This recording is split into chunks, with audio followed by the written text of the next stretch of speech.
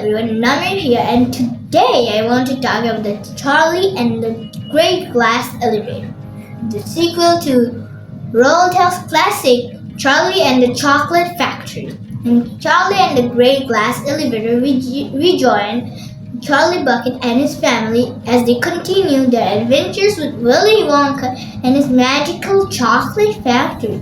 This time they're soaring through the skies in Willy Wonka's incredible glass elevator, visiting outer space and encountering new and exciting challenges.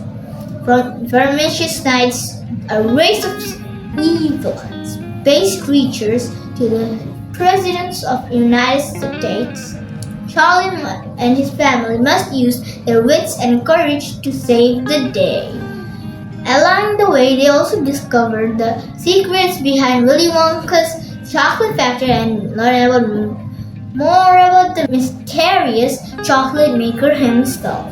What sets Charlie and the Great Glass Elevator apart is Roald Dahl's imaginative and witty writing. He creates a world filled with wonder and humor, and his unique characters and storyline make this book a thrilling and unforgettable adventure.